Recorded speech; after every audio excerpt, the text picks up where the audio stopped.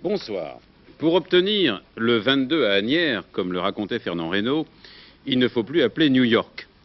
Et il y a longtemps d'ailleurs, il y a déjà un petit moment. Fini aussi le temps où l'on se tapait sur les cuisses quand la France du général de Gaulle décidait de construire des ordinateurs. Et puis un jour, peut-être, on ne regardera plus avec un air béat les Japonais, les Américains, avec leurs gadgets qui consistent à relier un téléphone et un téléviseur pour donner des informations. Bientôt, nous aurons ça aussi chez nous. C'est la télématique. Voilà les trois domaines traités ce matin au Conseil des ministres pour marquer, encore une fois, la volonté du gouvernement non seulement de rattraper son retard, mais d'être dans les tout premiers dans le développement des activités nouvelles grâce à une technologie en pointe et bien maîtrisée, avec activités nouvelles qui, conformément aux vœux de M. Giscard d'Estaing, sont économes en énergie, ça c'est important, et puis créatrices d'emplois nouveaux, cela aussi c'est très important.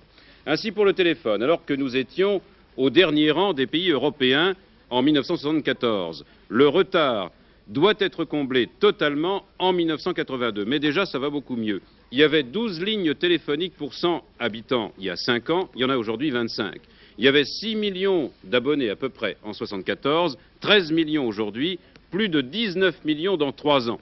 Cet effort a permis le développement d'une industrie des télécommunications qui se situe parmi les plus avancées, a dit le secrétaire d'État au PTT Norbert Segard, et puis qui est aussi exportatrice. L'industrie informatique française est elle aussi en plein essor. On dit qu'elle est créatrice d'emplois à un niveau élevé. Malheureusement, et ça n'est pas dit dans le communiqué du Conseil des ministres, on manque d'ingénieurs et d'informaticiens. C'est peut-être pour cela qu'un important programme d'initiation et de formation à l'informatique dans les collèges, lycées et universités a été décidé. Dès le mois d'octobre prochain, 130 lycées recevront des micro-ordinateurs. Enfin, il y a donc la télématique, ce mot barbare parce que nouveau, à propos duquel Michel Chevalet va nous donner l'éclairage nécessaire. La télématique, vous savez, eh bien, c'est le mariage entre le téléphone, la télévision et l'ordinateur. Et un mariage finalement très réussi, puisque déjà, eh bien, on voit apparaître des enfants, les nouveau-nés. Alors les voici. Alors tout d'abord, nous sommes à la maison, nous sommes chez nous. Eh bien, chez nous, le cadran téléphonique va être remplacé, vous voyez, par ce clavier à touches. Et à partir de 1981, 3 millions de postes comme celui-ci seront installés chez les abonnés. Ensuite, eh bien, toujours à la maison, il va y avoir, et il est déjà en service, nous avons présenté, l'annuaire électronique, en quelque sorte, deux parties. Premièrement, vous voyez un écran de télévision sur lequel s'affichent les renseignements que l'on trouve habituellement dans l'annuaire, et puis un clavier pour l'interroger. Alors une précision, à partir de 1981, les 250 000 abonnés d'Ille-et-Vilaine, eh bien, posséderont un annuaire téléphonique qui sera mis gratuitement à leur disposition. Une variante également de ce système, c'est le Télétel. Cette fois-ci, c'est l'écran de votre téléviseur relié à un clavier spécial, et sur l'écran de vos téléviseurs apparaîtront différents renseignements, comme par exemple, si vous aimez la bourse, les cours de la bourse, ou bien les horaires de chemin de fer, ou bien les programmes des spectacles. Toujours à la maison, nous aurons un appareil semblable à celui-ci, c'est un télécopieur. Autrement dit, eh bien, vous voyez en ce moment, je suis en train d'acheminer ni plus ni moins qu'un document, c'est-à-dire une lettre à un correspondant situé à plusieurs centaines de kilomètres de distance. Et c'est en quelque sorte la démocratisation de la télécopie, puisqu'un appareil, eh bien, vous sera proposé pour 2000 francs.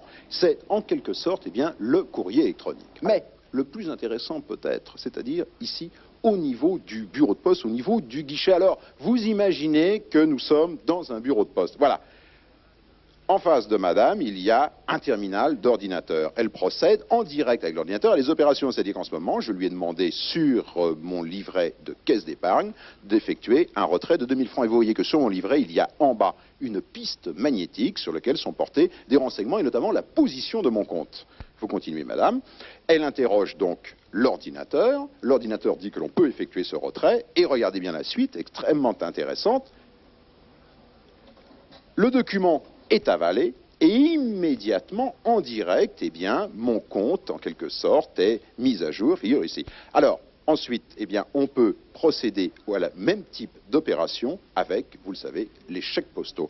Je vous signale qu'à Nantes, déjà, des bureaux sont équipés avec ce système, qu'à la fin du mois, l'opération démarrera à Paris et qu'en 1985, 10 000 bureaux de poste seront ainsi équipés. Voilà donc la grande révolution de la télématique dans le domaine des PTT. Vous voyez, une révolution qui avance à grands pas.